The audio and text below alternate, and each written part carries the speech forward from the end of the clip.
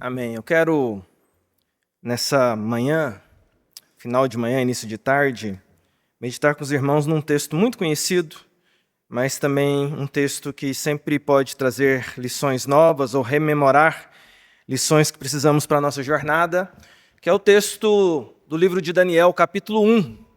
Então, quero convidar os irmãos a abrir a Escritura Sagrada no livro de Daniel, capítulo 1, e eu lerei aqui, irmãos, do verso 1 ao verso 21, que é todo o capítulo 1, e nós vamos meditar nesse texto nessa manhã. Você encontrou o texto? Fique em pé, por favor, se for possível. Evidentemente que vai ser projetado também para nós. Você que nos acompanha de casa também, mantenha-se concentrado no estudo da palavra do Senhor, mesmo não estando conosco aqui presente no culto. A palavra de Deus e o Deus da palavra merece toda a reverência dos nossos corações. Daniel, capítulo 1, de 1 a 21. Diz assim a palavra do Senhor. No ano terceiro do reinado de Jeoaquim, rei de Judá, veio Nabucodonosor, rei da Babilônia, a Jerusalém e a sitiou. O Senhor lhe entregou nas mãos a Jeoaquim, rei de Judá, e alguns dos utensílios da casa de Deus. A estes levou-os para a terra de Sinar, para a casa do seu Deus, e os pôs na casa do tesouro do seu Deus. Disse o rei a Aspenaz, chefe dos seus eunucos, que trouxesse alguns dos filhos de Israel, tanto da linhagem real como dos nobres, jovens, sem nenhum defeito, de boa aparência, instruídos em toda a sabedoria, doutos em ciência, versados no conhecimento e que fossem competentes para assistirem no palácio do rei e lhes ensinasse a cultura e a língua dos caldeus. Determinou-lhes o rei a ração diária das finas iguarias da mesa real e do vinho que ele bebia, e que assim fossem mantidos por 3 anos, ao cabo dos quais assistiriam diante do rei. Entre eles se achavam dos filhos de Judá, Daniel, Ananias, Misael e Azarias. O chefe dos eunucos lhe pôs outros nomes, a saber, a Daniel o de Beltesazar, a Ananias o de Sadraque, a Misael o de Mesaque e a Azarias o de Abednego. Resolveu Daniel firmemente não contaminar-se com as finas iguarias do rei, nem com o vinho que ele bebia. Então pediu ao chefe dos eunucos que lhe permitisse não contaminar-se. Ora, Deus concedeu a Daniel misericórdia e compreensão da parte do chefe dos eunucos. Disse o chefe dos eunucos a Daniel: tenho medo do meu senhor, o rei que determinou a vossa comida e a vossa bebida, pois veria ele o vosso rosto mais abatido do que os outros jovens da vossa idade? Assim, poríeis em perigo a minha cabeça para com o rei. Então disse Daniel ao cozinheiro-chefe, a quem o chefe dos eunucos havia encarregado de cuidar de Daniel, Ananias, Misael e Azarias: experimenta, peço-te, os teus servos 10 dias, e que se nos deem legumes a comer e água a beber. Então se veja diante de ti a nossa aparência e a dos jovens que comem das finas iguarias do rei, e segundo vires, age com os teus servos. Ele atendeu e os experimentou 10 dias. No fim dos 10 dias, a sua aparência era melhor. Estavam eles mais robustos do que todos os jovens que comiam das finas iguarias do rei. Com isto, o cozinheiro-chefe tirou deles as finas iguarias e o vinho que deviam beber e lhes dava legumes. Ora, a estes 4 jovens, Deus deu o conhecimento e a inteligência em toda a cultura e sabedoria, mas a Daniel deu inteligência de todas as visões e sonhos. Vencido o tempo, determinado pelo rei para que os trouxessem, o chefe dos eunucos os trouxe à presença de Nabucodonosor. Então o rei falou com eles, e entre todos não foram achados outros como Daniel, Ananias, Misael e Azarias. Por isso passaram a assistir diante do rei. Em toda a matéria de sabedoria e de inteligência sobre o que o rei lhes fez perguntas, os achou 10 vezes mais doutos do que todos os magos e encantadores que havia em todo o seu reino. Daniel continuou até o 1º ano do rei Ciro. Vamos orar, meus irmãos. Pai, a tua linda e preciosa palavra foi lida neste momento. E nós, ó Deus, como estudiosos da tua palavra, nós vamos agora ter um tempo, ó Deus, de nos dedicarmos a pensar em detalhes daquilo que foi lido nessa manhã. A tua palavra ela é inspirada. E nós, ó Deus, pedimos que o mesmo Espírito que a inspirou nos ilumine nessa manhã para compreender a porção da tua palavra para nós. Esse texto não está sendo lido ao acaso, o Senhor colocou no meu coração, o Senhor, ó Deus, me movimentou para que nesta manhã compartilhasse com os meus irmãos. O Senhor estabeleceu esse encontro na agenda da história desta igreja, nesse dia que foi determinado pelo Senhor, e esse texto foi determinado que seria compartilhado com os meus irmãos no dia de hoje. E eu quero pedir ao Senhor, ó Pai, que o Senhor fale aquilo que o Senhor mesmo quer falar ao teu povo.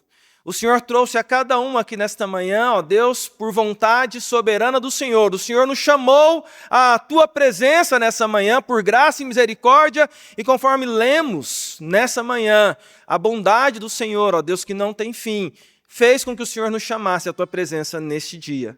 Pai, agora nós pedimos que o Senhor cuide do nosso coração. Somos inquietos, somos, ó Deus, agitados, nossa mente ela vagueia, somos multifocados por causa de aparelhos celulares, ó Deus, que chamam a nossa atenção o tempo inteiro, informações que deveriam ser deixadas para depois, chegam na hora do culto, e eu quero pedir ao Senhor, Pai, em nome de Jesus, traga todo o pensamento cativo à tua presença. Pai, nós não estamos aqui debruçados em retórica humana. Pai, não é confiança no que o Alexandre vai falar ou deixar de falar pela retórica dele, mas nós cremos e pela fé que estamos, de que o Senhor marcou um encontro conosco e haverá de falar aos nossos corações. E o que for dito aqui, ó Deus, é frutífero para a vida do teu povo. Portanto, ó Deus, aviva corações nessa manhã, conserta vidas aqui nessa manhã, restaura vidas nessa manhã, conserta caminhos nessa manhã, perdoa pecados nessa manhã, ó Deus, e abençoe a família da Nova Aliança reunida aqui neste lugar, ó Pai. Senhor, fala ao nosso coração, eu te peço, e tem misericórdia de mim, pregador, que diminua eu e que o nome de Jesus cresça. Essa é a nossa oração nessa manhã, pedindo perdão pelos nossos pecados. E já louvando ao Senhor pela bênção de estarmos aqui contigo. Assim oramos, em nome de Jesus Cristo. Amém. Os irmãos podem se assentar. Meus queridos, eu quero pensar com vocês aqui nessa manhã acerca do seguinte tema: uma perspectiva bíblica sobre os desafios da jornada cristã. Uma perspectiva bíblica sobre os desafios da jornada cristã. O livro que nós estamos lendo é o livro de Daniel, e o capítulo é o primeiro capítulo de Daniel. E, sem sombra de dúvidas, o personagem Daniel, a história de Daniel, ela é conhecida de todos nós. É uma história que é contada para nós no meio cristão, desde as classes em que aqueles que tiveram a oportunidade de estar na igreja desde a infância. Nós somos instruídos na vida de Daniel desde que somos pequenininhos, porque é na história de Daniel que acontecem fatos extraordinários, não só na vida dele, mas também na vida dos seus amigos, porque nós temos ali o famoso caso da história de Daniel na cova dos leões, e também temos a famosa história dos amigos de Daniel ali naquela fornalha incandescente, e que aquela quarta pessoa que nós entendemos que é a segunda pessoa da Trindade, que andava com eles ali naquela fornalha. Também temos em Daniel visões e sonhos que falam sobre impérios, reinos que viriam e que acabariam, e essas visões apontam até mesmo para o Império Romano, o Império Grego, e essa visão magnífica que Daniel tem, que Deus dá a ele sobre coisas que viriam a acontecer, e inclusive links que Daniel faz no seu tempo de visões com coisas que estão no livro de Apocalipse de João. É um livro repleto, é um livro profundo, é um livro que enche o nosso coração, mas é um livro que mostra o seu fundamento. E o fundamento está no capítulo 1. Tudo aquilo que vai acontecer com Daniel tem um fundamento aonde tudo começa, aonde tudo se inicia, aonde aquela jornada daquele homem, que é um exemplo para muitos de nós, tudo tem um começo. E esse capítulo 1, ele é muito importante para a gente entender quem Daniel era e por que ele fazia o que fazia e por que ele tinha os compromissos que ele tinha. Na verdade, o próprio capítulo 1 de Daniel vai dizer para nós algo interessante, porque provavelmente Daniel foi levado cativo em 605 a.C. e permaneceu cativo até 539 a.C. E você tem ali 66 anos de uma vida. E que no capítulo 1 já é dito, começa quando Daniel é um jovem rapaz, talvez ainda um adolescente, no reinado de Jeoaquim, ainda lá em Judá, da tribo de Judá, do reino do sul, e termina com Ciro, lá na Pérsia. E você tem toda essa gama da história de reis que passaram, mas esse Daniel permanece. O que acontece com esse homem? O que nós podemos aprender com ele? O que ele traz de exemplo para nós? Uma perspectiva bíblica sobre os desafios da jornada cristã. Em primeiro lugar, meu querido irmão, eu quero compartilhar com você que nesses desafios da jornada e uma perspectiva bíblica sobre os desafios da jornada, a primeira coisa a olhar para Daniel é que nós precisamos aprender a lidar com os desafios, ou com os perigos, melhor dizendo, da imersão. Aprenda a lidar com os perigos da imersão. O que isso quer dizer, meu querido irmão? Veja comigo, do verso 1 ao verso 7, o que está acontecendo. Diz assim o texto: no terceiro ano do reinado de Joaquim, rei de Judá, veio Nabucodonosor, rei da Babilônia, a Jerusalém, e a sitiou. O Senhor lhe entregou nas mãos a Joaquim, rei de Judá, e alguns dos utensílios da casa de Deus. A estes levou-os para a terra de Sinar, para a casa do seu Deus, e pôs na casa do seu Deus. Verso 3. Disse o rei a Aspenaz, chefes dos eunucos, que trouxessem alguns dos filhos de Israel, tanto da linhagem real como dos nobres. Verso 4. Jovens, sem nenhum defeito, de boa aparência, instruídos em toda a sabedoria, doutos em ciência, versados no conhecimento, e que fossem competentes para assistir no palácio do rei e lhes ensinasse a cultura e a língua dos caldeus. Determinou-lhes o rei a ração diária das finas iguarias da mesa real, do vinho que ele bebia, e que assim fossem mantidos por 3 anos, ao cabo dos quais assistiriam diante do rei.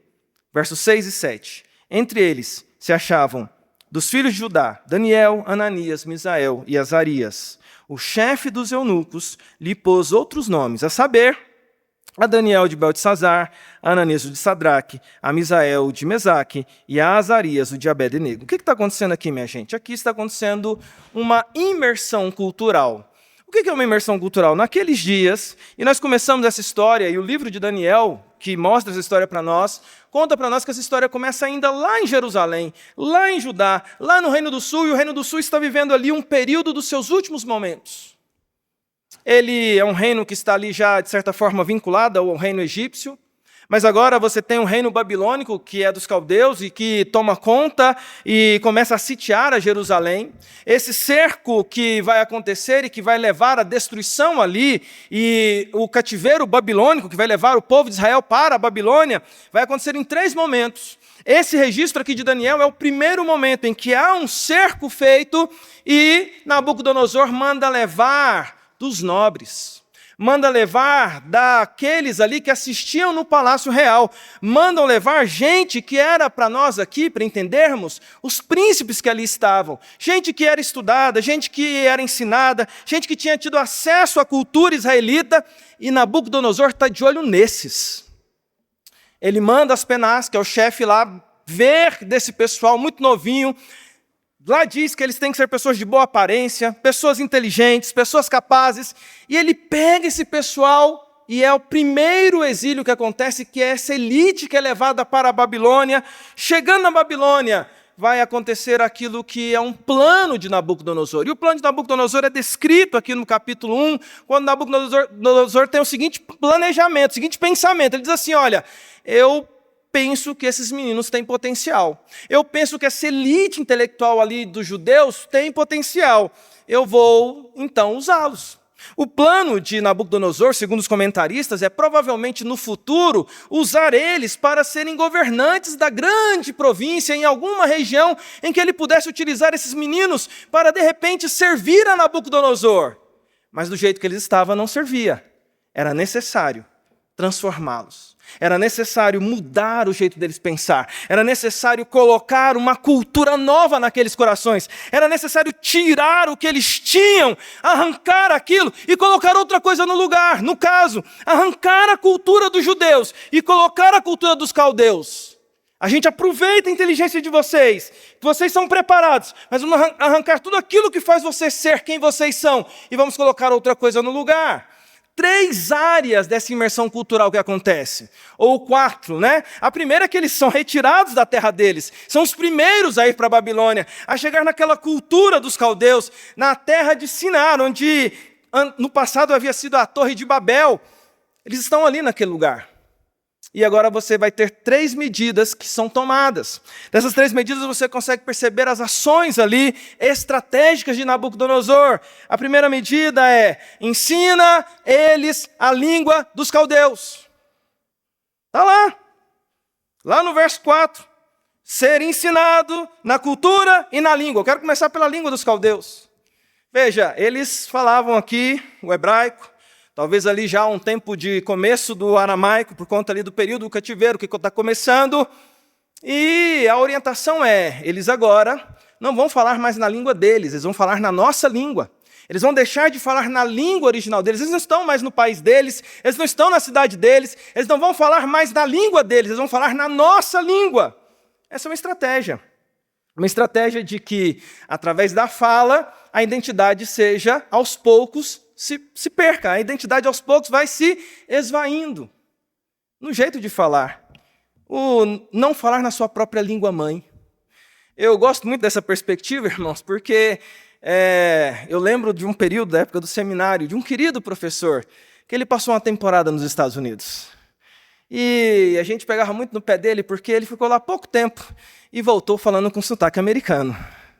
Um belo de um mineiro que estava em Goiás, que ficou nos Estados Unidos 6 meses, voltava assim: oh my God, oh Jesus, como vocês estão? Ele é um grande amigo, e eu no seminário ficava imitando ele, e fiz sucesso imitando esse professor.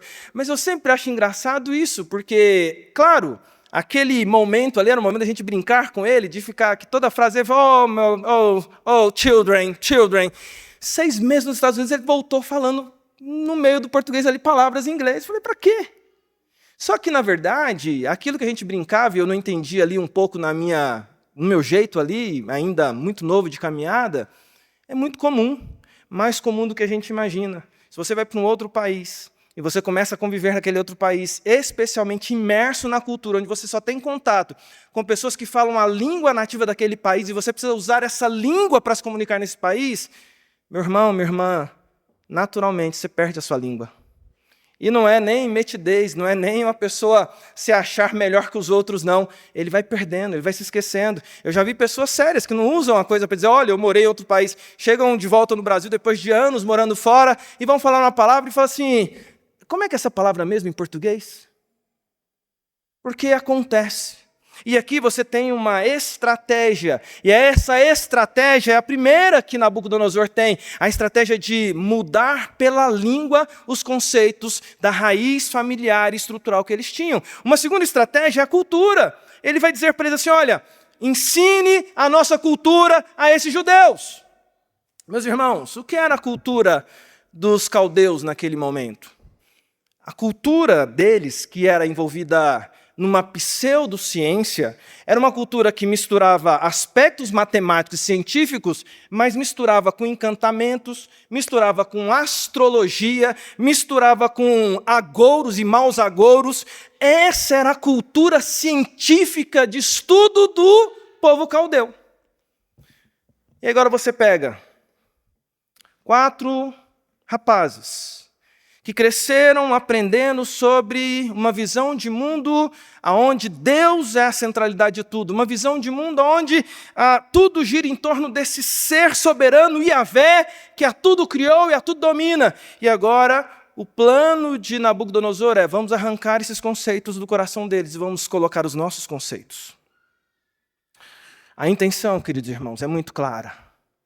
É por meio de elementos culturais daquele lugar, arrancar os elementos do coração daqueles meninos e mudar a forma deles pensarem e enxergarem o mundo. Um terceiro elemento aqui também, extremamente agressivo, é quando o chefe dos eunucos dá uma ordem, e essa ordem é, vamos mudar os nomes deles também. Veja, 3 ações, ou 4. Primeiro, ir para a Babilônia, mudar e ensinar a cultura e todos os ensinamentos embasados na mente dos caldeus, ensinar e obrigar eles a falarem só na língua dos caldeus, mas por fim, ele também muda o nome daqueles meninos. E isso pode parecer pouco, mas tem muito significado por trás disso, porque é uma agressão velada, é uma expressão de dominação quando você não tem direito a nem mesmo ter o seu nome de nascença. Veja, antes de falar aqui dos nomes e seus significados, pare para pensar aqui comigo um pouquinho o quanto que você gosta do seu nome. Bem, eu particularmente gosto muito do meu nome. Não trocaria o meu nome, não. Mas eu fico pensando ali se alguém obrigasse você, contra a sua vontade, e mudasse o seu nome, e passasse a chamar você com outro nome, e cada vez que esse outro nome fosse anunciado, é uma expressão de dominação de alguém que manda sobre você, a ponto de mudar algo básico da sua identidade. Veja, o que está acontecendo aqui é que eles mudam os nomes, e tem por trás um aspecto que envolve a crença daqueles meninos. Porque, veja, o nome de Daniel significa, e preste atenção nisso, Daniel significa Deus é meu juiz, ou pode ser traduzido também como juízo de Deus. Ananias significa misericórdia do Senhor.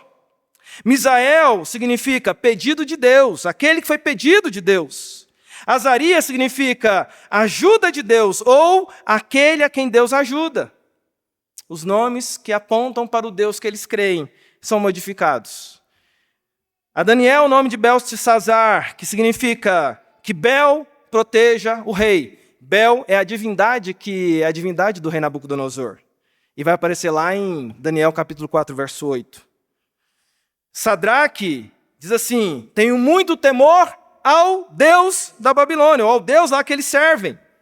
Mesaque significa, esse Mesaque, coitado, é o mais de todos, que Mesaque significa assim, tenho pouca importância.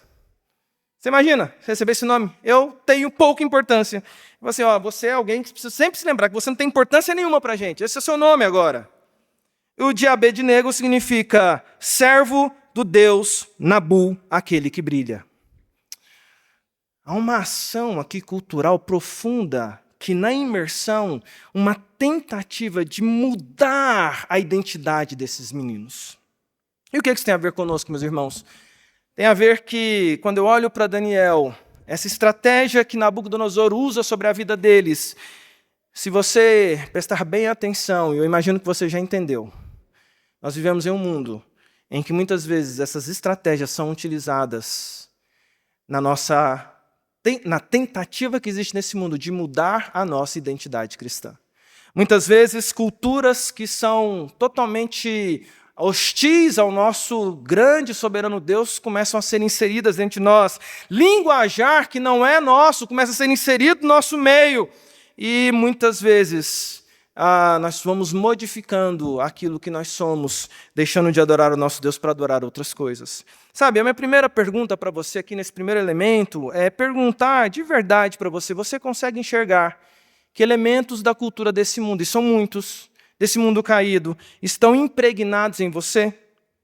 O que da visão hostil desse mundo, dessa cosmovisão hostil desse mundo, está em você e atingiu e contaminou você na sua jornada? Olhar para Daniel e perceber essa investida, esse plano para mudar a identidade dele, me faz lembrar que eu estou em um mundo que continua investindo para, na imersão, tirar de mim a identidade, que é a identidade cristã. A gente precisa ter cuidado. Em segundo lugar, nós temos aqui, olhando para uma perspectiva bíblica sobre os desafios da jornada cristã. Em segundo lugar, meu irmão, nós precisamos ter firmeza para horas de decisão. Em segundo lugar, firmeza para as horas de decisão. Eu quero te convidar mais uma vez a olhar para a Bíblia e buscar na Bíblia o direcionamento para as nossas vidas. Veja o que acontece a partir do verso 8. Lá diz assim: resolveu Daniel firmemente não contaminar-se com as finas iguarias do rei, nem com o vinho que ele bebia. Então pediu ao chefe dos eunucos que lhe permitisse não contaminar-se. Ora, Deus concedeu a Daniel misericórdia e compreensão da parte do chefe dos eunucos. Disse o chefe dos eunucos a Daniel: tenham medo do meu senhor, o rei, que determinou a vossa comida e a vossa bebida, porque, pois, veria ele o vosso rosto mais abatido do que os outros jovens da vossa idade. Assim poríeis em perigo a minha cabeça para com o rei. Então disse Daniel ao cozinheiro-chefe, a quem o chefe dos eunucos havia encarregado de cuidar de Daniel, Ananias, Misael e Azarias: experimenta, peço-te, os teus servos 10 dias, e que se nos deem legumes a comer e água a beber. Então, se veja diante de ti a nossa aparência, e a dos jovens que comem das finas iguarias do rei, e segundo vires, age com os teus servos. Ele atendeu e os experimentou 10 dias. No fim dos 10 dias, a sua aparência era melhor, estavam eles mais robustos do que todos os jovens que comiam das finas iguarias do rei. 16. Com isto, o cozinheiro-chefe tirou deles as finas iguarias e o vinho que deviam beber, e lhes dava legumes. Em segundo lugar, meu querido irmão, pensando aqui numa perspectiva bíblica para os desafios da jornada, em segundo lugar, meu irmão, tenha firmeza para as horas de decisão. Tenha firmeza para as horas de decisão. Aqui a história, e você conhece a história. Você conhece a história. Daniel está lá no palácio. Daniel está vivendo esse aspecto, Daniel e seus amigos estão vivendo esse aspecto de que muda o nome dele, está aprendendo a língua dos caldeus, tendo que falar na língua dos caldeus. E a ordem de Nabucodonosor é: vocês vão beber do meu vinho e vão comer das finas iguarias que são da minha mesa. E aqui a gente tem uma coisa interessante. Se você é um estudioso do texto, que eu espero que seja, você vai perceber uma coisa aqui. Daniel, ele não reclama da mudança do nome dele. Daniel, ele não reclama de ter que aprender a língua dos caldeus. Daniel não reclama de ter que aprender a cultura dos caldeus, mas no que diz respeito a comer da fina iguaria do rei, ele vai lutar para não comer. E se você olha para o texto aqui, como a gente leu aqui, ele primeiro vai no chefe dos eunucos e fala assim: olha, eu não quero, tem como a gente não comer dessas iguarias? E aí o chefe dos eunucos fala assim: olha, ele fala assim: eu me simpatizo, diz o texto que Deus colocou no coração do chefe dos eunucos simpatia por Daniel e seus amigos, e ele pega e responde assim: olha, eu até entendo o seu pedido, Daniel, mas se você aparecer aqui mais pálido que os outros, aí é a minha cabeça que está em jogo. Daniel não desiste, Daniel vai lá no cozinheiro-chefe, é outra pessoa, não é a mesma. E ele vai lá no cozinheiro-chefe e fala assim: olha, deixa eu pedir uma coisa para você, me deixa aí 10 dias aí comendo outras coisas que não as finas iguarias do rei, e vamos ver o que é que acontece.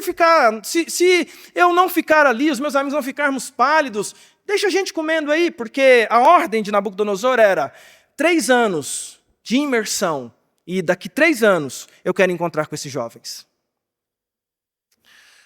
O cozinheiro, por ação de Deus também, é misericordioso e faz a experiência. E o texto que nós lemos diz que depois de 10 dias eles voltam e o rosto deles estava até mais robusto que os outros. Bem, aqui a gente precisa falar algumas coisas importantes. E essas coisas importantes são, meu irmão, não existe nos dias de hoje o jejum de Daniel que você vai seguir e achar que isso aí é jejum que Deus está te dando aí para dizer que você vai ficar mais robusto que os outros. Não é disso que o texto está ensinando, tá, meu irmão? Em nome de Jesus. Não vem me oferecer jejum de Daniel, nem para você, que esse não é o princípio do texto. Não é este, meu irmão, em nome de Jesus, não é este o princípio do texto. Tá?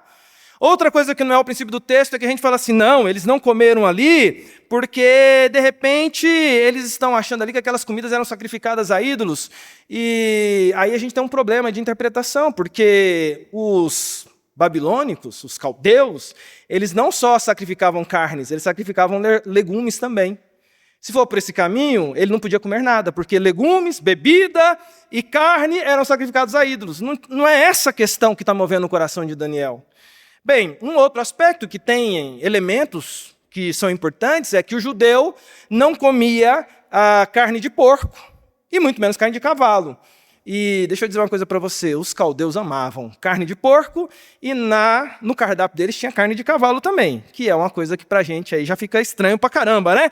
Eles comiam, e sim, talvez esse elemento tenha sido um fator também do coração de Daniel na parte das carnes. Mas tem um problema aí. Não tem nada na Bíblia que diga que Daniel tinha feito voto de Nazireu, que impedisse de beber vinho, e outro elemento, se eu fizer aqui, vai forçar. A pergunta que fica é: por que é que Daniel toma a decisão, e uma decisão firme, que é apresentada aqui mais de uma vez, dizendo o seguinte: olha, ele firmemente decidiu não se contaminar com as finas iguarias do rei. Por que nesse aspecto? Vamos lá trazendo uma resposta, ou algumas possíveis. Primeira delas, aquilo que você não tem poder para mudar, meu irmão, descanse em Deus. Tem coisas que você não tem como mudar. Essas que você não tem como mudar, meu irmão, descanse em Deus, em nome de Jesus. Agora, tem coisas que você pode tentar mudar. Aquilo que você pode tentar mudar, meu irmão, em nome de Jesus, com firmeza, mude aquilo que está errado e que você pode mudar. O que Daniel está fazendo aqui, irmãos, ele não está fazendo um levantamento de uma teologia ou uma teoria dos legumes melhor que carne. Não é essa a teologia de Daniel. O que Daniel está fazendo aqui é dizer o seguinte: eu não quero me sentar com o rei e comer à mesa com ele, porque para o judeu, em especial para a corte dos nobres de Judá, quando você sentava para comer junto, você estava entrando em pacto com aquele com quem você comia. Você estava apertando as mãos. Você estava dizendo o seguinte: estamos entrando em aliança, estamos entrando em comunhão, estamos entrando em um momento das nossas vidas em que vamos pensar e caminhar juntos e vamos ter um momento de pacto, de compactuar. O que Daniel está dizendo aqui, em outras palavras, é: eu não consigo decidir sobre vocês mudarem o meu nome. Eu não consigo ter domínio sobre ensinar a cultura de vocês.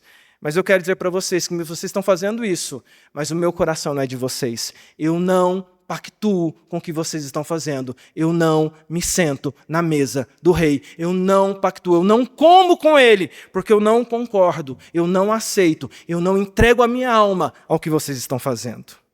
Meus irmãos, firmeza para decidir aquilo que a gente pode decidir. Sabe que isso me emociona em Daniel? A coragem para não se contaminar. Numa sociedade brasileira em que a gente se contamina tão fácil, olhar para um jovem que foi para o meio de uma cultura pagã, hostil ao seu Deus, em que ele foi muitas vezes violentado em coisas que ele não tinha controle, mas naquilo que ele tinha controle, ele diz assim: nisso que eu controlo, eu não vou pactuar.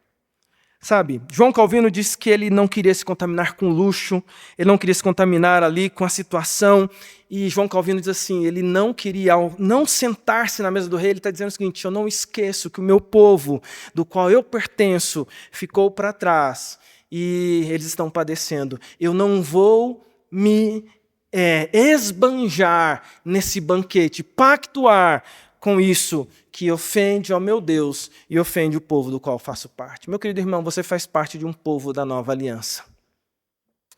Eu quero dizer para você que você faz parte da família da nova aliança.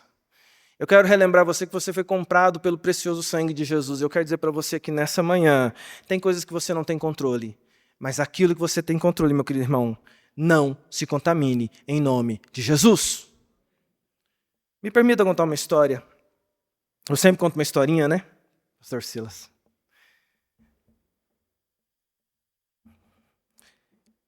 Eu lembro de um momento, me permita, é uma história particular da minha irmã, Fernanda. Ela foi trabalhar numa empresa, contratada, salário bom. E ela trabalhava de secretária ali em Anápolis, para um médico. O médico que ela trabalhava, muito conhecido, um pneumologista muito conhecido ali em Anápolis, foi assassinado. Minha irmã, por conta disso, acabou ficando sem emprego, porque todo o consultório daquele médico foi desfeito. Minha irmã ficou desempregada e, de repente, apareceu uma oportunidade de emprego para ela. Muito bom, salário melhor do que ela tinha anteriormente. Continuaria trabalhando como secretária. E ela foi trabalhar como secretária para esse pessoal. E aí, no primeiro dia de trabalho, colocaram ela numa sala à parte ali, ela ficou, secretária, sala à parte, ficou ali trabalhando, passaram um serviço para ela foi fazendo um serviço, e foi passando um mês, foi passando 2 meses, 3 meses, ela começou a desconfiar. Eu falei assim, mas eu não estou tendo contato com pessoas. E ela tinha que fazer alguns registros financeiros ali, fazia anotações financeiras de um dinheiro que entrava, e ela anotava esse dinheiro que entrava. E entrava só umas pessoas assim que falavam um pouco com ela, falavam para ela anotar esse dinheiro, e ela tinha contato com algumas poucas pessoas, e ela começou a achar estranho tudo aquilo. E aí um dia ela perguntando aqui com um jeitinho, perguntando ali com outro jeitinho, ela falou assim, alguém falou para ela da empresa, você ainda não percebeu? Você trabalha no caixa 2 da empresa. Aqui é onde passa tudo que não é contabilizado. E a gente precisa de alguém aqui para fazer o registro. Você ainda não percebeu, não? E ela se assusta com aquilo, porque ela, de fato, no contrato, no chamado, na contratação, ninguém tinha falado nada disso para ela, porque não pode ser dita certas coisas em público, às claras. E ela sai daquele dia chorando do serviço e liga para mim, que sou o pastor da família, né? Xande, está acontecendo isso. O que eu faço? Eu falei, minha irmã, é momento de viver pela fé. Sai desse emprego hoje mesmo. Sai hoje mesmo. Era um bom salário. Era uma coisa que foi boa do ponto de vista financeiro para a vida dela. Era um horário que era bom para ela. Fez ela fazer sonhos e planos, porque, poxa, para uma secretária ganhar um salário bom. Eu devia ter desconfiado aí, né? Mas ela foi firme e falou assim, olha, é verdade, nós somos povo de Deus. Nós precisamos ser firmes. E ela ligou lá para a empresa. O pessoal, não, você é boa de serviço, você é boa no contábil, você é boa para fazer as contas para a gente. Não, as minhas contas vocês não têm mais. Contas para vocês eu não faço mais. E ela saiu dessa empresa com dificuldade, ficou desempregada, mas ela falava assim, Xande, o meu coração está leve, porque foi melhor ser fiel ao Senhor do que ceder às tentações do mundo. Meu querido irmão, deixa eu dizer para você aqui nessa manhã, final de manhã, início de tarde. Você está sendo firme naquilo que você pode ser firme? Lembre-se, Deus requer de nós firmeza para decidir aquilo que está nas nossas mãos decidir. Sobre nossa pureza, sobre nossa vida profissional, sobre nossa santidade, sobre nossa jornada. Deixa eu dizer uma coisa para você. Tudo aquilo que Daniel foi, começa com Daniel chegando naquele lugar e sendo firme na estrutura que monta quem ele é. Em terceiro e último lugar, irmãos. Terceiro e último lugar, uma perspectiva bíblica sobre os desafios da jornada cristã. Em último lugar, eu quero dizer para você, receba no tempo oportuno a bênção da constatação. Receba no tempo oportuno a bênção da constatação. Vamos do 17 até o 20, diz assim, até o 21. Ora, a estes 4 jovens Deus deu conhecimento e inteligência em toda a cultura e sabedoria, mas a Daniel deu a inteligência de todas as visões e sonhos, vencido o tempo determinado pelo rei para que os trouxessem, o chefe dos eunucos o trouxe à presença de Nabucodonosor. Então o rei falou com eles, e entre todos não foram achados outros como Daniel, Ananias, Misael e Azarias. Por isso, passaram a assistir diante do rei. Em toda a matéria de sabedoria e de inteligência, sobre o que o rei lhes fez perguntas, os achou 10 vezes mais doutos do que todos os magos e encantadores que havia em todo o seu reino. Daniel continuou até o 1º ano do rei Ciro. Em último lugar, meus irmãos, receba no tempo oportuno a bênção da constatação. Passam-se 3 anos. 3 anos de Daniel nessa decisão dele. 3 anos de Daniel aprendendo sobre a cultura dos caldeus, 3 anos de Daniel aprendendo sobre a língua dos caldeus, 3 anos de Daniel sendo chamado de Beltesazar, 3 anos dessa imersão, e ele agora vai ser chamado à presença do rei. 3 anos em que Daniel não se contaminou com seus amigos. E quando eles são chamados à presença do rei, nós temos aqui algo que agora vai acontecer nessa parte final, que é a constatação, as constatações que vão acontecer. E é interessante essa constatação, porque assim, meu querido irmão, eu volto no ponto lá anterior, não pense você que comer só legume vai deixar você com o rosto vistoso não, viu? O que está acontecendo aqui, desde o começo, é que a mão invisível de Deus está conduzindo a história. A mão invisível de Deus está conduzindo a vida de Daniel. Deixa eu dizer para você o que eu quero apresentar aqui nesse argumento. O que eu estou querendo dizer para você é o seguinte, que uma decisão que você toma, uma decisão de ser fiel, uma decisão de ser firme, às vezes uma pequena decisão que você toma, ela pode ser uma decisão que parece pouca, mas que pode redundar em grandes bênçãos espirituais na sua vida. Uma decisão, e eu tenho chamado essa decisão de Daniel, da decisão ordinária, que traz bênçãos extraordinárias. Veja, Daniel é o personagem que vai estar na cova dos leões, e sobre a história da cova dos leões nós ouvimos. Os amigos de Daniel são os personagens que aparecem lá na fornalha ardente. São coisas extraordinárias. Mas o extraordinário acontece quando, primeiro, no ordinário, você é firme. E no ordinário, nessa decisão deles, nessa decisão de não se contaminar, Deus abençoa aquela decisão. Deus começa a agir. Deus abençoa Daniel e não abençoa ele só fisicamente, não. Diz o texto que Daniel é abençoado na sua inteligência. Diz o texto que Daniel, a ele em especial, é dado o dom de ser profeta, porque ele vai ser profeta em terra estranha. Ele vai ser alguém que vai proclamar, ele vai ter um dom que ninguém tinha, que é a adivinhação de sonhos, e vai ser importante para aqueles dias da Babilônia. Daniel e seus amigos vão ser firmes, e diz o texto, eu amo esse texto aqui, irmãos, eu já li esse texto tantas vezes, mas foi agora que eu percebi algumas coisas que eu não tinha percebido, e a Bíblia é maravilhosa, porque ela se renova a cada manhã. Eu confesso para vocês que nunca tinha parado para pensar que quando eles voltam, eles vão ser examinados, eles vão fazer uma prova no rei, simplesmente o imperador que estava dominando todo aquele mundo da época, a pessoa mais importante daquela época. Ele vai entrevistar todos aqueles que ficaram na corte aqueles 3 anos e diz que Daniel e seus amigos foram encontrados 10 vezes mais inteligentes, 10 vezes mais sábios, 10 vezes mais preparados, 10 vezes mais bonitos que os outros. Porque uma decisão de fidelidade, meu querido irmão, vai trazer sobre a sua vida bênçãos incomparáveis. E você só depois vai constatar isso. Essa perspectiva da constatação você vê ali a constatação que vai acontecer por meio de Nabucodonosor. Nabucodonosor constata, examina eles e fala assim, esses meninos aí são melhores que todos os outros. Mas é uma constatação também que nós constatamos, porque a gente tem a história de Daniel completa, e a gente constata que Daniel foi alguém que de fato foi diferenciado. Daniel teve o privilégio de ser alguém que assistiu na corte de Nabucodonosor, na corte de Belsazar, filho de Nabucodonosor, depois foi na corte de Dario, e depois foi na corte de Ciro.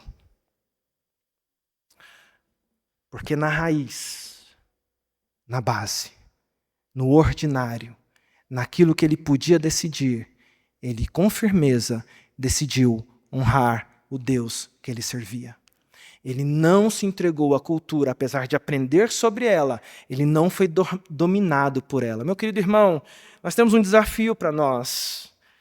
E o desafio para nós é entendermos que nós estamos ainda escrevendo a nossa história. Eu e você estamos escrevendo. A nossa história ainda não terminou. Ela termina no dia que Deus nos chamar, e um dia Ele haverá de nos chamar. Eu anseio por esse dia, mas até lá, a gente está escrevendo uma história, capítulos da nossa vida que não acabaram nesse mundo. Deixa eu dizer uma coisa para você. A gente precisa ser fiel no ordinário para que a gente possa experimentar o extraordinário de Deus em nossa história. Porque as pessoas haverão de constatar, meus irmãos, que sobre nós há algo diferenciado. E esse algo diferenciado nas nossas vidas não é que você e às vezes você está lá na sua área de atuação, seja na medicina, seja no direito, seja na engenharia, seja na mecânica, seja aonde for, numa empresa, sendo CEO da empresa, eu não sei onde Deus te colocou. Eu sei de uma coisa, que Deus nos coloca em lugares estratégicos, com bênçãos que Ele nos dá, a família da aliança, para sermos ali testemunhas de Cristo aonde Ele nos colocou. A gente interpreta a cultura, mas nós não somos dominados por ela. Meu querido irmão, a cultura de Cristo, a cultura da família da fé, a cultura do povo de Deus deve ser a cultura que guia e domina o nosso coração. Sabe, eu vejo essa constatação do rei, e nós também constatamos na história de Daniel como Deus agiu poderosamente na vida dele. E aí diz o texto no final do verso 21, que ele permaneceu. Olha que coisa linda. Começa no reinado de Joaquim, um menino, um adolescente. Termina no reinado de Ciro, ele com 66 anos. E durante toda uma construção de uma vida, ele permaneceu firme com Deus, servindo ao Senhor. Deixa eu dizer uma coisa para você que talvez você esteja perguntando, e a gente quando estuda o texto, a gente às vezes fica assim, mas ele comeu legume 66 anos? Não. Aqueles 3 anos foram o tempo primeiro dessa constatação. Depois, com certeza, Daniel se alimentou como os outros se alimentaram, especialmente recebendo os favores que ele recebeu para ter a vida dele e ser fiel ao seu Deus. Deixa eu concluir essa jornada com vocês. Esse texto, meus irmãos, e Daniel, quando ele é estudado na história do povo de Deus, quando nós estudamos como cristãos os personagens do Antigo Testamento, Daniel tem algumas coisas muito interessantes. Alguns estudiosos sobre Daniel falam assim, Daniel é um cara tão certo, uma pessoa tão irrepreensível, que alguns chegam a falar que Daniel era um anjo aqui nesse mundo, né? Tão irrepreensível que ele era. Mas Daniel não foi anjo, não. Daniel era um homem pecador, como eu e você. Mas a diferença é que Daniel resolveu ser fiel a Deus. O que chama a atenção em Daniel, meus queridos irmãos, é que Daniel ele tem uma característica que é muito bonita. Daniel, nessa história que ele vive, especialmente no capítulo 1, Daniel aponta para alguém que você conhece. Daniel aponta para Jesus Cristo. Daniel aponta Jesus Cristo porque Jesus veio à nossa cultura caída, mas ele não se deixou contaminar por essa cultura caída. Jesus veio a este mundo caído e não se contaminou com esse mundo caído. Jesus permaneceu firme e ele não se deixou dominar pelas iguarias deste mundo ou não se contaminou com elas. E no tempo oportuno, Jesus Cristo, que você conhece, foi constatado que ele é o Redentor e nosso Salvador. Ele é aquele que nos salva.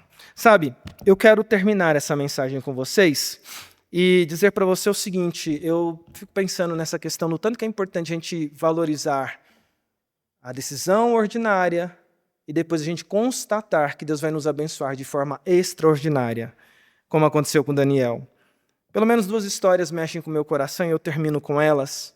A primeira é a de Martinho Lutero. Estamos em outubro, mês da Reforma Protestante, e nós sempre falamos do dia 31 de outubro, das 95 teses pregadas ali na Catedral de Wittenberg, e nós sempre celebramos isso, mas nós muitas vezes esquecemos de estudar a história de Martinho Lutero.